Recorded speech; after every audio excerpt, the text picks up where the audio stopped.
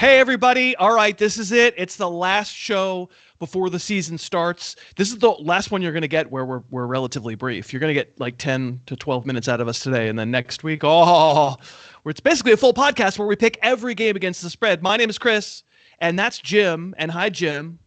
I thought I had to speak 10 to 12 minutes every time. I'm confused. I have so much material ready. So. No, that's every game. That's next week. That's what you do every game.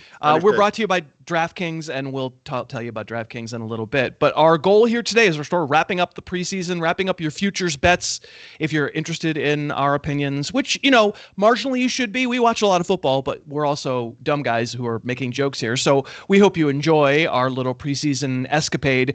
This is sort of the catch-all. We've done like player over-under, team over-under. This is kind of the catch-all show where we're looking at DraftKings and we're picking kind of our favorite bets from among everything else. We're each going to have 3, and we'll see if we can convince you that they represent nice value for the upcoming NFL season. I'm going to start with you, Jim. What's the first one you want to talk about?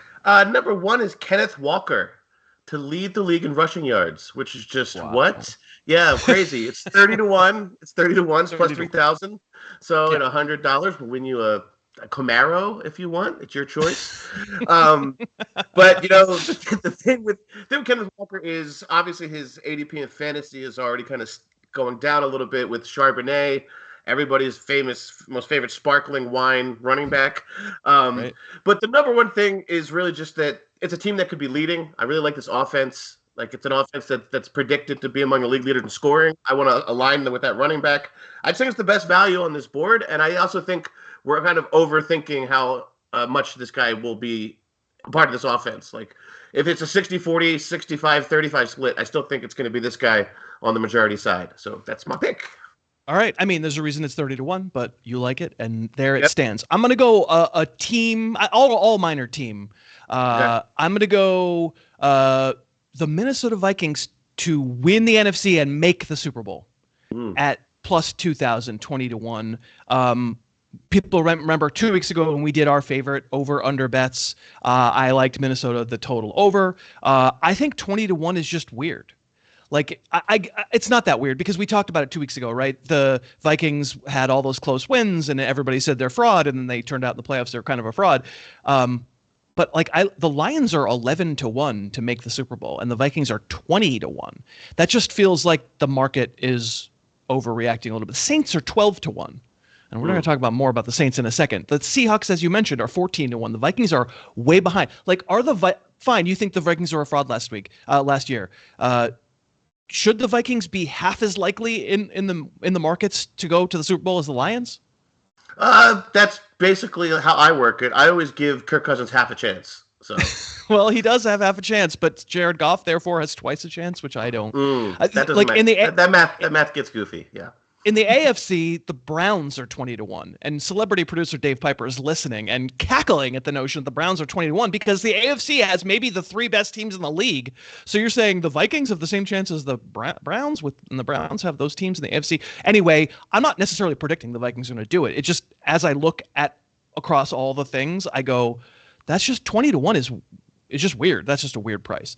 Let me get one more from you, and then we'll talk about DraftKings. We're both Minnesota teams because last week, prior, we had them on the win total over. This is another. I'm going with the Saints. It sounds like you're going to do something against them later. But, I'm going to poop on them. Yep.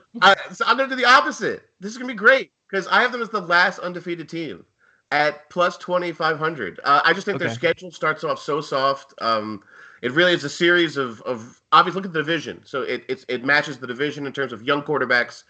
I believe they even have an Anthony Richardson showdown in that first 5 weeks. So I just feel like they could be hanging around at 6-0 and then just do some Carr family stuff and end up out of the playoffs or something. So still. I saw that. I've seen people advocating for this as the Saints as what was the price again? Sorry, it was 25 to 1 to be the last undefeated team.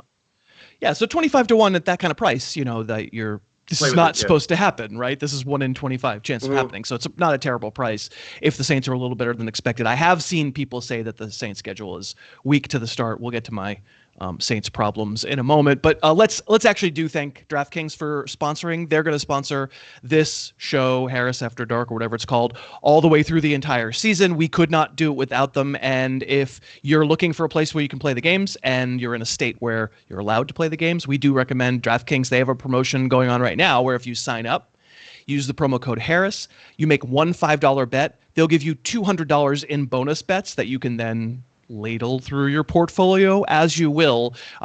We recommend you, of course, do all of this responsibly, but we like it. We do it responsibly. It's fun to just have a little bit of rooting interest and feel smart if it comes through. We'll be talking about the games all year long. So if you're new to the channel, if you're new to us, if you're new to this show, we would love it if you use the promo code HarrisTube. I'm sorry about that. So sign up, get the DraftKings app, go to DraftKings.com. HarrisTube is the promo code, and you'll be able to bet one $5 bet and get $200 in bonus bets. It's a really good deal. We do thank DraftKings for sponsoring. All right, the Saints. Maybe you're right. Maybe they'll start really strong and then lose all the games because I have them to miss the playoffs at plus 160.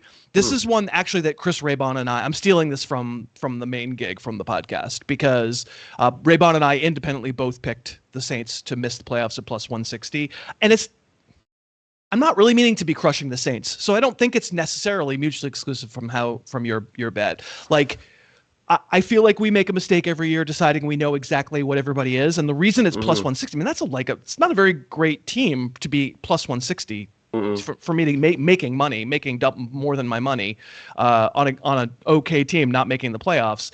Like, people saying they definitely know what the NFC South division is. Like, we don't know. We suspect, but we don't know.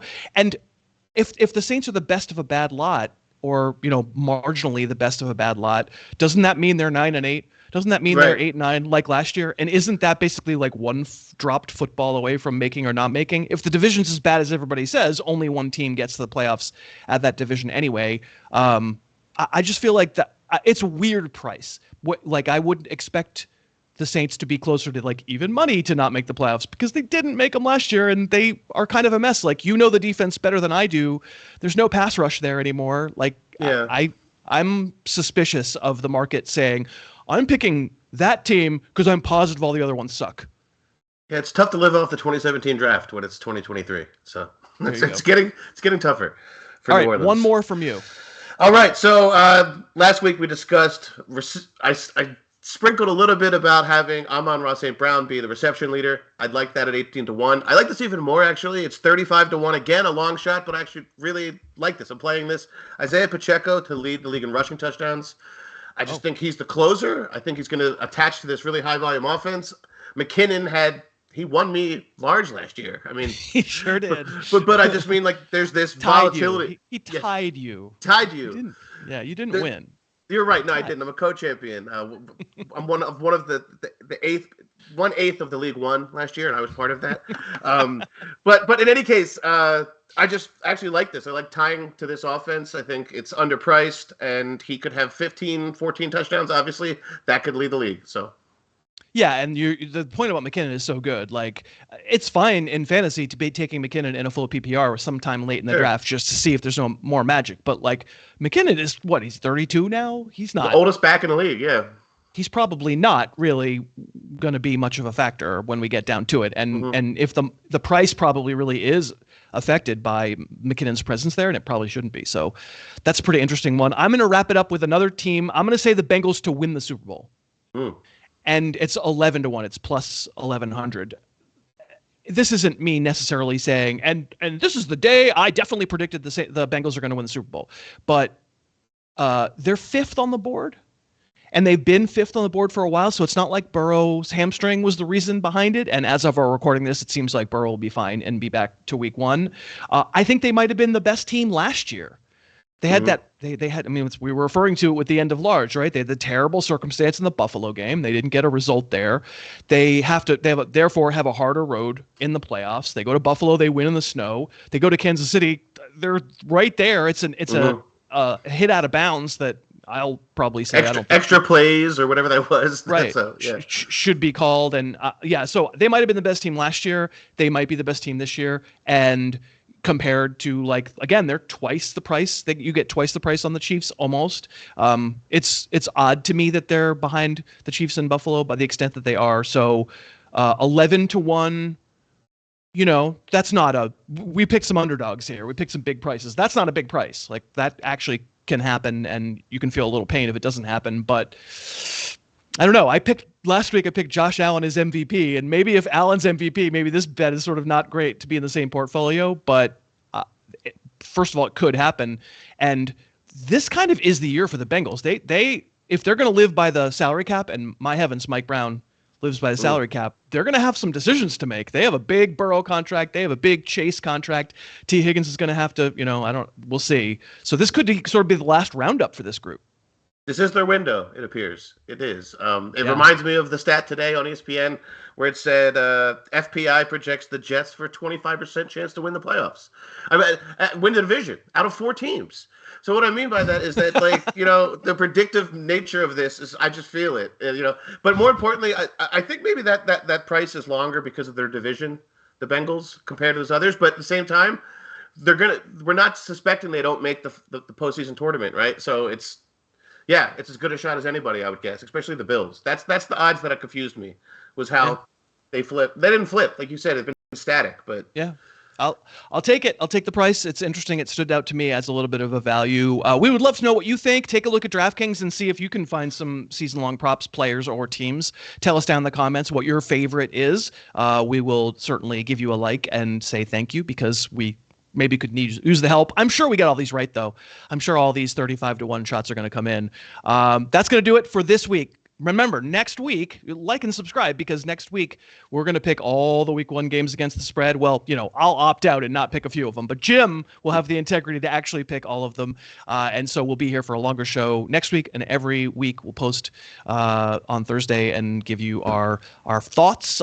We are very happy to have you watching. Thank you so much. We're happy to have DraftKings as a sponsor all year long. Please do use that code HarrisTube. It does help us out a little bit. For Jim and for Dave and for me, we're going to see you next week for a longer show and even more silliness. Thank you for watching. Thanks so much for watching. Please, please, please smash that like button, write a comment, tell us who else you'd like to see us review film on, and of course, best of all, please subscribe to our channel and then click that little bell above the subscribe button, and you'll be notified whenever we post a new video.